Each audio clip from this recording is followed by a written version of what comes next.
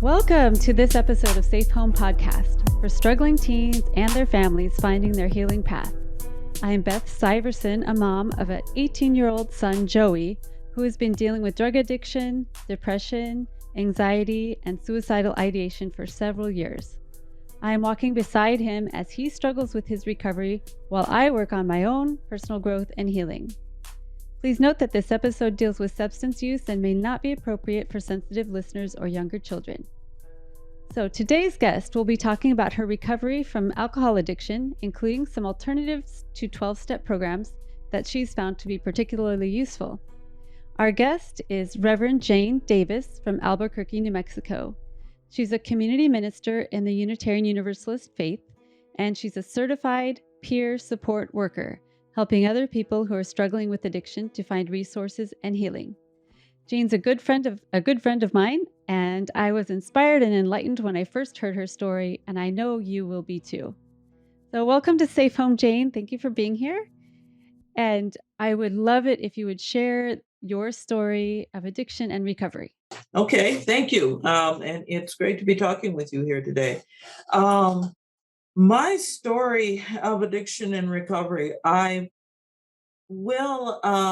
it's difficult for me to choose exactly where to start because I think maybe some of the behavior started before I began drinking. But I will start with the point where I began drinking. Okay. And that occurred right after college. And what happened was that I did not join in a lot of the drinking that goes on, regularly, maybe is expected to go on, and maybe a phase that is accepted in college. And I honestly believe that I did that because I was afraid that it would be a problem for me.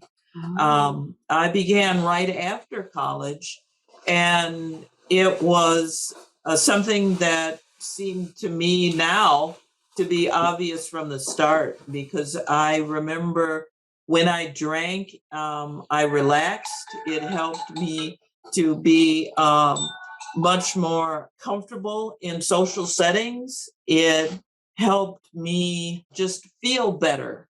And it should have been obvious to me at that point that was going to be a problem for me, because I really did. I loved it from the beginning. So I believe that was an indication that it was going to be a problem. That happened right after college when I had become employed, and I was living in a large city in Chicago.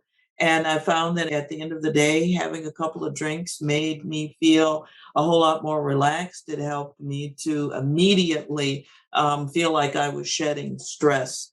The other thing it helped me with was I'm an extreme introvert. I test as an extreme introvert, and it helped me to feel much more comfortable around people when I drank. So it just became something that was a very good feeling for me from the beginning. And very quickly, after only a year or so of what I would call controlled drinking, when there were really no real problems, it became a problem in the sense that I would drink and feel that I was having a hangover. So I did not feel comfortable when I woke up, and I felt sluggish and so on. So that's when that started. And then it just became progressively worse. And the frequency of my drinking increased. It started out with, I wouldn't start drinking until Friday night, and then it became Thursday night, and then it became that I would drink every day. That went on for years, with me telling myself that I didn't really have a problem because I hadn't experienced any of what the 12-step program people will call the yets. I hadn't lost a job. I hadn't gotten a ticket. I hadn't lost a relationship where it was directly related to alcohol. A lot of those yets had not occurred. So I just said that I would drink less. I promised myself I would drink less. And that never happened. It was always escalating. I promised myself that I would stop, and I would stop for short periods of time. I don't think I ever stopped for more than 10 months. I don't think I was ever able to stop for more than 10 months before I would take it back up again. And it would quickly escalate to the point I was before, where it was every day and it was having hangovers on the weekend. And finally got to a point which it became just impossible for me to manage. And that occurred when I started to question. It was a midlife crisis, I think. There are a lot of terms for it. Midlife crisis, existential crisis, whatever. In my 40s, I started to realize that a lot of time had passed and that I was getting to that point where there was as much of my life behind me as ahead of me. And when I started to struggle with that, I started to drink even more until I truly, truly lost control of the drinking. And at that point was when it started to affect my work. Not in the sense that I would go to work drunk, but certainly there was an effect on my work because I would not feel well on Monday mornings. And I started to take personal time off in order to recover from hangovers and so on. And what was your work at that point? At that point, I was working as a mechanical engineer, but working with pumps and valves in nuclear power plants. So I was working in nuclear power plants at that point. And there is a no tolerance policy. So I owned my own breathalyzer, and I would make sure that I did not go into work until I was blowing zero. But that does not mean there wasn't an effect. There were some Monday mornings were horrible for me because I had drank too much and I was in a situation of, not being at 100%. And then I began taking days off. That ultimately got to a point where the only way I can describe it was that I forgot to go to work. I was struggling enough with the career and the midlife crisis and the existential crisis that I wasn't sure if I needed to change careers. But then there were several days where I didn't go to work and I didn't call in, and I was released because I wasn't there. So that is the way that I was fired. I now accept it as having been fired. But for years I said, well, was I really fired because I just didn't go to work is what happened. And then I was subsequently fired. And that's when all of the 12-step thens began. That's that was the loss of a job. There are actually a couple of years of my life that I don't recall because I didn't have a job, and I told myself I was looking for a job, but I was also drinking more and more. So I cannot totally put in place what happened during those couple of years. I would have to look back at a calendar and look at some of my documents and so on. But you were housed at that point, though? Was. You had a place to live and everything? Yes. I then got a DUI, and I refused to blow, which is an automatic failure. And I refused to blow because I knew I would not pass. I didn't blatantly refuse to blow. I made little excuses as to why I couldn't get enough breath into the breath. I just delayed and wasted the officer's time to the point where they said, this is a refusal, and put it down as a refusal. And I then, over the next year, it wasn't more than a year, where things just took an incredible dive, where I then got arrested for drinking on probation, and some disorderly. My partner and I got into disagreements, and under the influence, we both drank under the influence, and somebody called the police. Usually one of us, the craziest thing.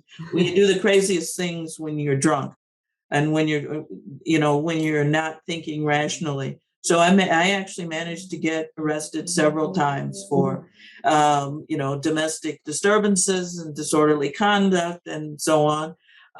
Finally, I believe the seventh time, I had an excellent attorney who succeeded in getting me treatment rather than continued incarceration, rather than repeat offender type charges that would have gotten me into a lot more trouble.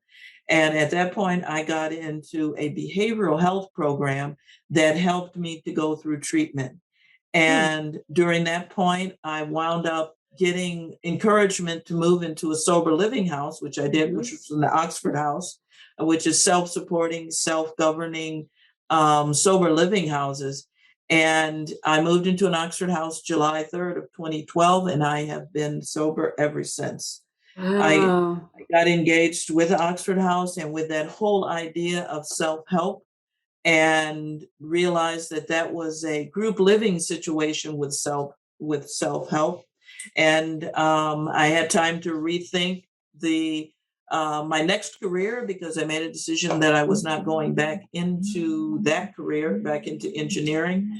And at that point, I then went into human services and thought I might go into psychology.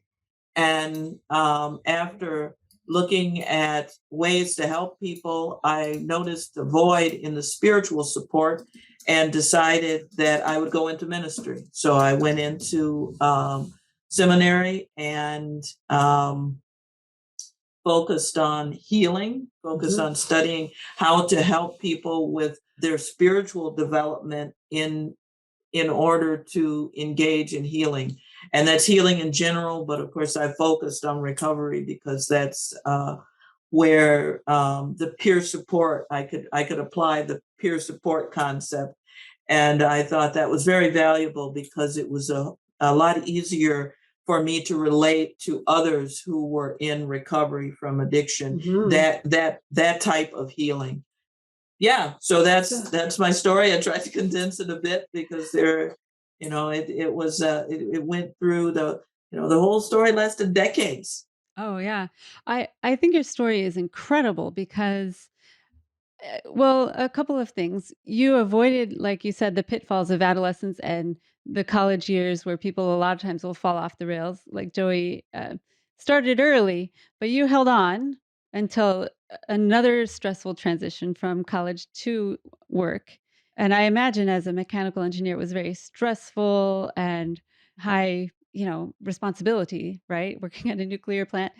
So I can imagine that if you didn't have a lot of tools that you probably learned in seminary, that you would grab onto something like alcohol. People grab onto whatever will help them feel better, right? So it's understandable, but I think it's interesting the timing of your situation and a bit unusual, don't you think? Do you Yes. talk to most people? They start when they're kids, right, or college age? Most people that I work with now, yes, most started as children, and as adolescents. Yeah. And when you were going through adolescence, were you super dedicated to school? What pulled you through that part?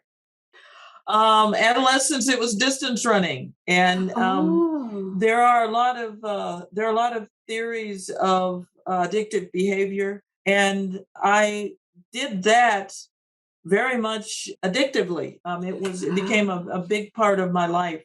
I don't know. It's hard for me to judge as to whether I did it to the level of being dangerous, but there is something now that I realize that just about anything I do to extremes. Yeah. So now I'm really careful not to start anything that I don't want Yeah. to overdo, because I have that tendency to overdo things. An intensity with things. I can totally relate to that. When you were talking about your relationship with alcohol, it sounded exactly like my relationship with sugar.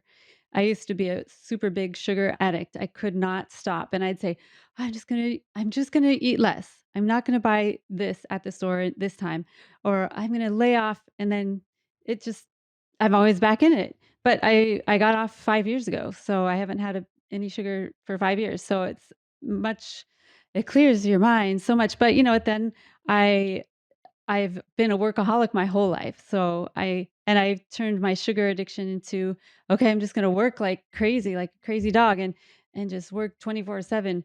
So I'm learning to moderate that too. So I totally understand. People with that addictive drive will find whatever, but Yes. hopefully find things that aren't completely devastating and life altering. Some substances are way, damaging than others, but Yes. But And an awareness of it. Now that an mhm, awareness of it helps me to not go there. And mhm, there are lots of things that I've learned in self-help groups and support groups and therapy, and in learning to provide pastoral care for others, that help me to recognize that grasping, that needing, mhm, wanting something else. It's like a learning to be still. At younger ages, I had no self-management skills and learning to be mhm. still. So I was always chasing something, always grasping at something. And Yeah. so that awareness and changing that is a big part of my life. mhm. So the adrenaline you were getting from running was like the dopamine you got from alcohol. I wonder if Yeah. it's Uh, similar. Yeah. it's the feel, yes, that feel, the dopamine, the feel good chemical, and Mhm. getting it out. So the theory, of course, being is that when we get it from something outside, is that our body starts producing less. So then we need to get more from Oh. outside, and that's how we go into extreme behaviors of trying Mhm. to get that feeling. Yep, yep. Oh boy. Humans, we do our best, don't we? We just our body is trying to help. It's say, "Oh, you want more of that? Here. Go get some more over here." But oh man, it can get us into so much trouble. So, do you think you were like a obsessive exerciser? I Or has was that definitely. Yeah. Has that continued or are you over then? Most of my obsessive behavior has not continued, and it's the awareness thing. It's okay, that good. I can now, at almost 60, I can see the obsessiveness coming. It takes a long time to get that awareness. That's great that you've got it under control and have that awareness and you can say, "Oh, I feel it coming." There's something underneath that, right? If you feel that pull, okay, Yeah. I'm trying to cover something up or I'm avoiding dealing with something, right? So you go dig into that instead of just go grabbing whatever addiction is rearing its ugly head, right? Yes. Ah, I want to hear more about the Oxford House. I actually looked it up after you told me about it when we talked before. I think it sounds amazing and Joey does too. He's actually started looking into it and Excellent. but I had never heard of it before. So why don't you tell us what Oxford House is all about? Oxford House. It started in 1975 in Silver Spring, Maryland, and it was started by, I believe it was three people, and they were older people who had some work experience, some life experience, but were struggling with addiction. I believe predominantly alcohol, and they decided that even though they had gone through inpatient programs and therapies, that they needed more support for longer. So they Mhm. agreed to rent a house together and support each other. So they rented a house. I think the one of the primary, he is now considered to be the founder. Paul Malloy was a lawyer at the time. So they sat down and they put together house rules and guidelines and ways to, almost like a covenant, I would say now, Mhm. as to how they would be with each other and how they would make this work and help each other to stay sober Mhm. for a longer period of time so that they could have a stable recovery foundation. Mm. And they put down requirements, like getting together to pay the bills, like everyone was self-supporting and self-governing. So the rules were the self-governing part. The self-supporting is that people had to work, and at the same time, they decided it needed to be affordable because many of us have burned some bridges in terms Yeah. of careers and Uh-huh. jobs and things. So they made it affordable, and it evolved into a description of how large the house should be and how rooms would be either single or shared, and so it would be affordable to people Mm. who maybe just entering for the first time the workforce, or people like myself at when I was early in recovery, re-entering. And so, you're not you're not exactly re-entering at the same income that you exited. Right. So Sure.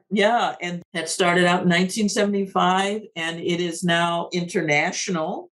And I believe 2,500 is the last number I heard. Don't quote me on that. The website will probably have better information as the number of houses that exist internationally now. So what is really great about the program is that alumni stay involved. I am still involved in the city I moved from, in Kenosha, Wisconsin. I still talk to some of the Oxford houses there.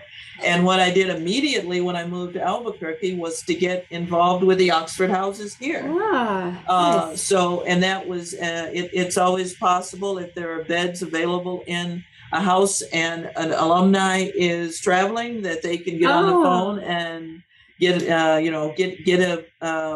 place to stay in that new city. It was a great opportunity for me to engage with the recovery community here in Albuquerque by doing exactly that. I actually moved into a house for a short period of time, and I wound up sharing some of the lessons learned from the Kenosha, Wisconsin houses, and I learned some things from the Albuquerque houses, and I certainly learned the Albuquerque recovery community from doing that. So, and it's quite a bit different from other sober living houses, which are usually for profit, right? And they have like a management, kind of like, I think of them as like babysitters, right? Staff. There's a staff. There is no staff in an Oxford house. It's run by the members. Yes. It kind of reminds me of how Unitarian Universalist churches are run, where we don't have a bishop or a whatever. It's just you guys. Each church is on their own. Figure it out. Yes. I think that is very empowering, though. And Joey loved that idea. He loved that idea of the people that are actually trying to recover are working together to make it work. And yes. Now, in the same, so also similar to Unitarian Universalist Church, there is congregational polity, in that the congregation is the decision-making body, the same way the house is, but there is support in that the houses organize into chapters, and then Oxford House Inc., a nonprofit, also provides, I won't say an oversight, but certainly a consulting. It's always possible to call someone from Oxford House Inc. The chapters, when there are a certain number of houses in an area, then there are outreach workers who are trained by and work for Oxford House Inc. So there's always support. But the idea is to form this community where the house has a support system and people develop connections. The whole idea of Oxford House is that something that has been brought up by a lot of addictionologists lately is that connectedness or connection is the opposite of addiction. So Oxford House was doing this before that terminology was used, and saying we need to connect. We need to connect with each other. And that goes into that whole theory of addiction being trying to connect with something, connecting with something unhealthy, rather than connecting with the spiritual or connecting with each other. Oh, that's so important.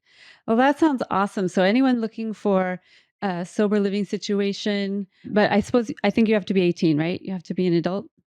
I believe 18, and again, check the website, but 18 is the youngest that I have ever seen a person come into Oxford House, and I believe that's on the application still.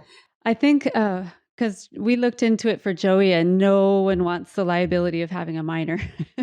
But now he just turned 18, so now we're looking into that. So thank you for introducing that to us. And while you're at Oxford House and while you're early in recovery, did you attend 12-step meetings, or did you find other things right away? Or I attended 12 steps because I usually quote that's what's for dinner. And that was when I was struggling and wanted support groups, that's all there was. And that's certainly all there was available consistently. Like if I went to a small town for work, I could find 12-step meetings. And if I went if I was in a large city, of course, 12-step meetings were quite often Everywhere. 24/7. Yeah, anytime you want to find a meeting. So that's what I started with. And then quite often, there's a varying discussion about the legality of it, but I was court ordered to do certain things. And one of them was to get self-help. And that quite often turns into attending 12 steps, because that's what one can attend consistently and get sign-off sheets and so on. But I found some of it was the religion part of the 12 steps, the references to God in the 12 steps, some of the traditions of 12-step organizations and groups where they say the Lord's Prayer and so on. My theology is very liberal. Unitarian Universalism is a very liberal theology. So I had some difficulty with the patriarchal language and with the monotheistic theology. So I started looking elsewhere. And I believe I was actually incarcerated at the time where I discovered SMART Recovery, which SMART stands for Self-Management and Recovery Training. Very non-religious, not anti-religious, but non-religious, secular program that is actually based on rational emotive behavior therapy. So it works with an old Stoicism concept of it's not the situation that bothers us, but our perception of the situation. So it actually works on self-management skills, which invariably, when we are stuck in addiction, we are not healthy in terms of self-management. And quite often we don't have healthy self-management skills. That's how we got into the addiction in the first place. So SMART Recovery was just fantastic for me. It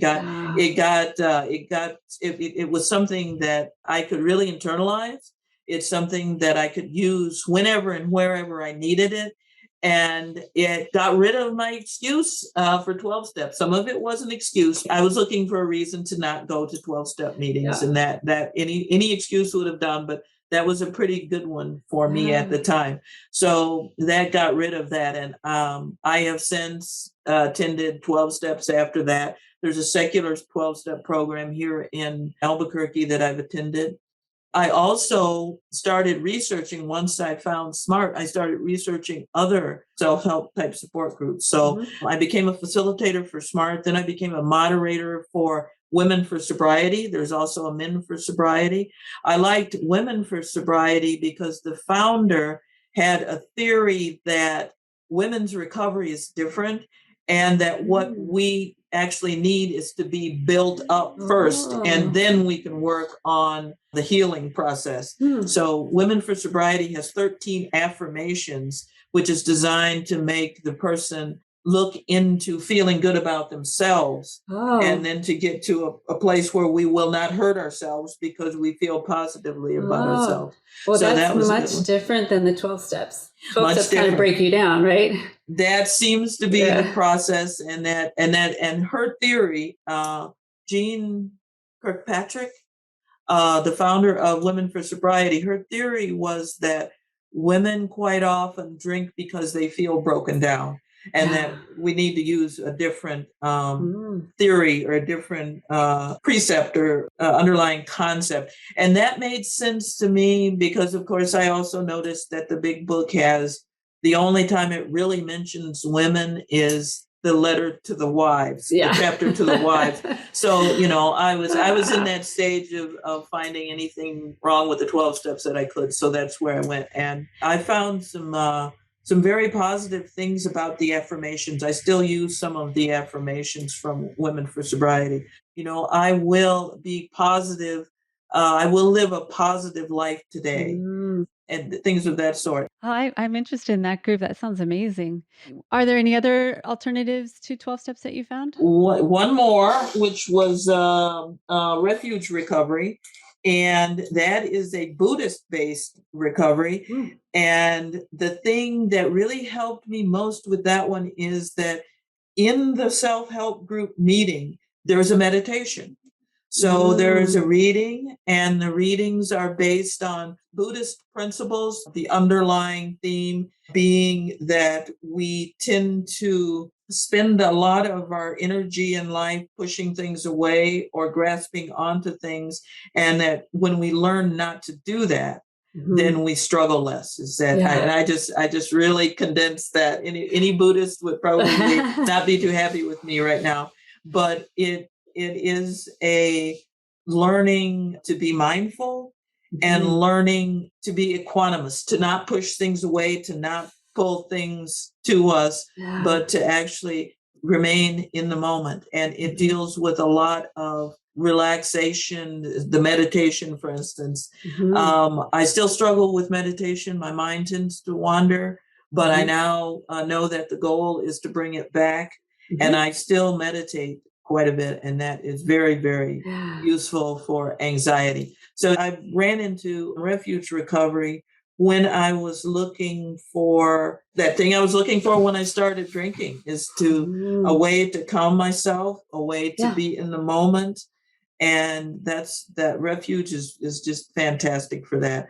And that was the most recent new group, if you will, new support group that I engaged in. And I led groups in that for just a brief period of time. And I will probably engage again with that. But that one sounds really amazing. I've used a lot of the Buddhist principles for my own self to manage my own anxiety through this whole thing with Joey, and it's helped so much because you can spend all your day either worrying about what's coming up or regretting whatever happened before, and it doesn't help anything. So the more we can stay, yeah, that's right a big here. God, it's so hard though.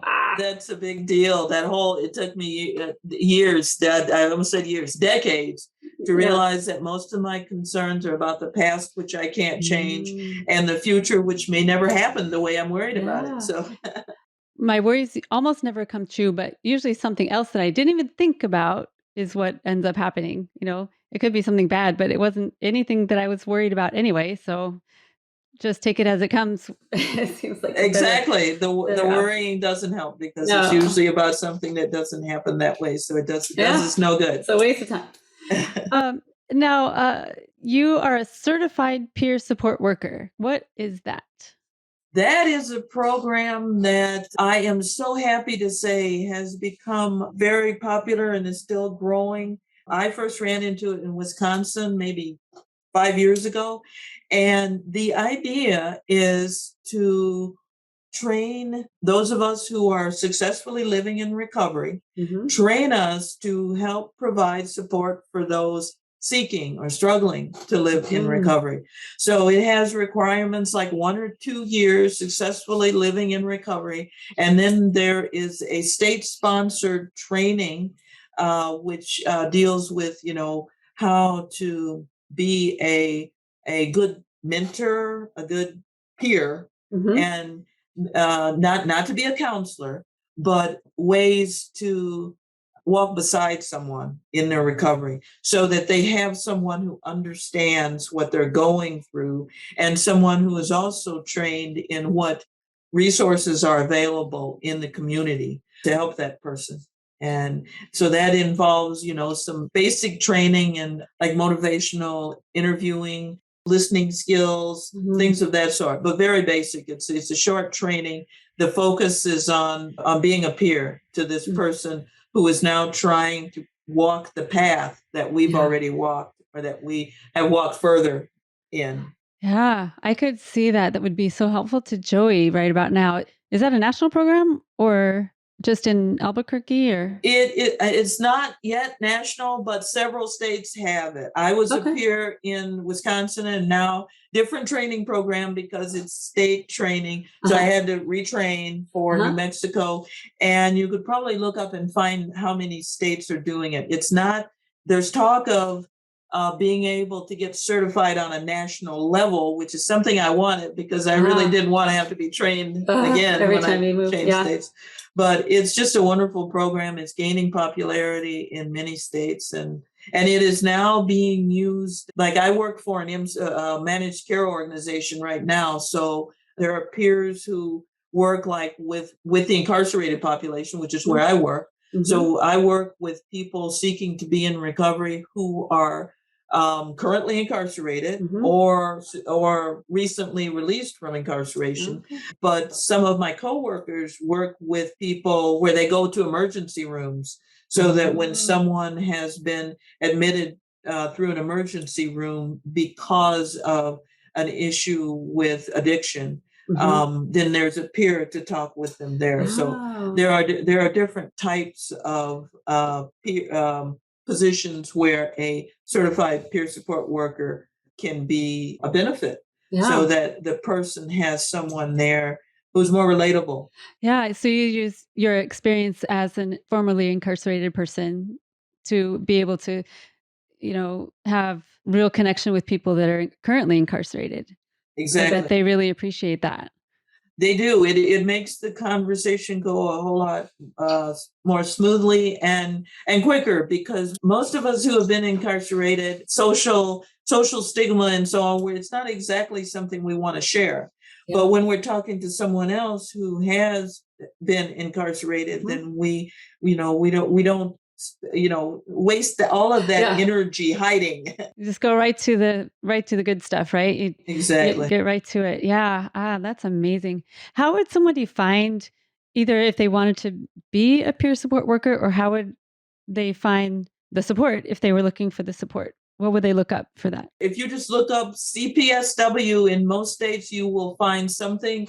But if you look up peer support, it's such a common thing now that if you look up peer support, you will probably, you will find something. And if there is a local crisis hotline, they will most likely know about it.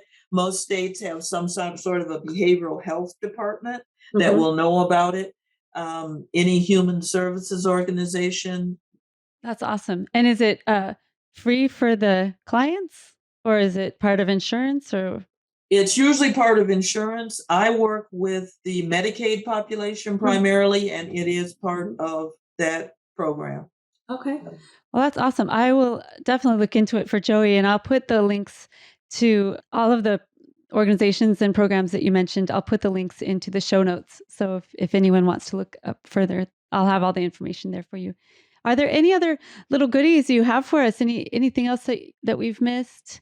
Any other secret treasure troves of recovery goodness? I just, I guess the thing, if I had to share one thing with people, even in short-term recovery, it would be engaging in service. That helped me. That helped me more than anything else, is engaging in service work, and that included, volunteering as I was living in the Oxford House, and then later as I was reaching back and doing service work for the Oxford House. But it's all a part of that connection. The most significant thing I've learned, I believe, is that we need to connect. And if we don't connect with something positive, like other people and the spiritual, we will connect with something negative, something that comes with baggage. Yeah. Yep. And it's so easy. It's everywhere. The substances, all the temptations, they're everywhere. So you have to be really focused and trained, really, to avoid some of that, especially for adolescents and young adults that are super stressed out and just kind of grabbing onto whatever they have. If they don't have a lot of tools in their toolbox, it's very easy for them to slip into that. So, well, I am so glad you're out there helping in so many different ways. And thank you for helping us on Safe Home Podcast. Lots of really great new ideas and things I had never heard of. So that's really amazing. So I really appreciate you being here. Thank you. Thank you. It was great to be here. And if any of our listeners also learned new things today, listening to Jane talk about her recovery path, please share this episode and our podcast with other friends or family members who might have teens or other adults that are struggling with addiction. And you can find more about Safe Home Podcasts on all the social media outlets, and you can subscribe on YouTube, and you can rate and review us on Apple Podcasts. All of those things really help get the word out. Lastly, we do have a Patreon page if you were interested in supporting us financially with a small monthly donation. Patreon makes it really easy. Just go to patreon.com/safehome. Thank you everyone for listening, and we want you to stay safe.